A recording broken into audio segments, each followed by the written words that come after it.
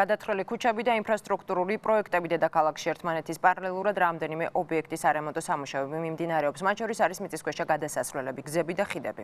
ზოგიერთი მათგანი თბილისისთვის სატრანსპორტო არტერიასაც წარმოადგენს. თბილისის მერიაში აცხადებენ, რომ ყველა პროექტი გონივრულ ვადაში სრულდება. მოსახლეობა კი სარეაბილიტაციო სამუშაოების გაჭიანურებაზე საუბრობს. დეტალებით გენო ოსიყმაშვილის რეპორტაჟი. ნახე როგორ არის დასიფური, აი ხანვინ ჩამოვარდება, აი ორსული გოგო დაგორდა აი აქედან. ასე გამოიყურება ვარკეთილის მეტროს მიმდებარე მიწისქვეშა გადასასვლელი ბოლო რამდენიმე კვირის განმავლობაში. გადასასვლელის სარეაბილიტაციო სამუშაოები თვეზე მეტია მიმდინარეობს. რამდენიმე კვირის წინ კიბეებზე ფილაქნები აყარეს, თუმცა ამაზე წინ საქმე აღარ წასულა.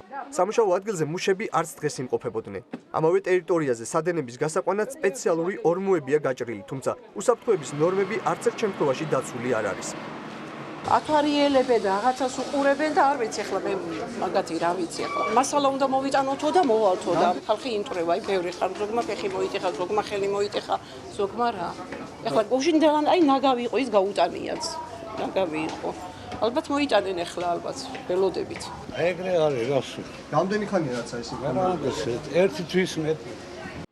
ეს კი უკვე ჯავახიშვილისა და გორკის ქუჩების კვეთაა.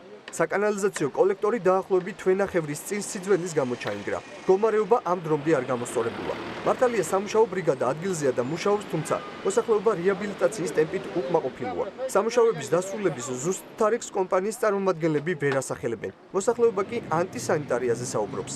მეორე ფილმდა აყროლდით რა. რებით შემოდია და რა იცი, ყოველები დავჭამ. ბარეთაშვილის ხიდი და მარშალ გელოვანის გამზირზე ეგრეთ წოდებული გიღმულას ხიდი ქალაქის სატრანსპორტო არტერიებია. ორივე მათგანისთვის რამდენიმე თვიანი სარეაბილიტაციო პერიოდია გამოყოფილი, რაც საცობებს ზრდის. მარშალ გელოვანზე სამუშაოები 24 საათის განმავლობაში მიმდინარეობს, თუმცა ბარეთაშვილის ხიდის შემთხვევაში მუშები მხოლოდ 10-12 საათს მუშაობენ.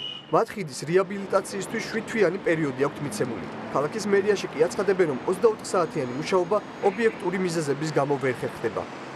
24 საათიან მუშაობასთან დაკავშირებით გეტყვით ერთს, რომ ბარათაშვილის ხიდი არის საკმაოდ ისეთი ხერხემალი, ასე ვთქვათ, იმ უბნისთვის და მაქსიმალურად ვცდილობ ჩვენ თვითონაც, რომ 24 საათიანზე ვიმუშაოთ. თუმცა არის რაღაც რიგი შემაფერხებელი გარემოებები, როდესაც სიტყვაზე ვერ ვახერხებთ ხოლმე 24 საათის განმავლობაში ვმუშაობთ.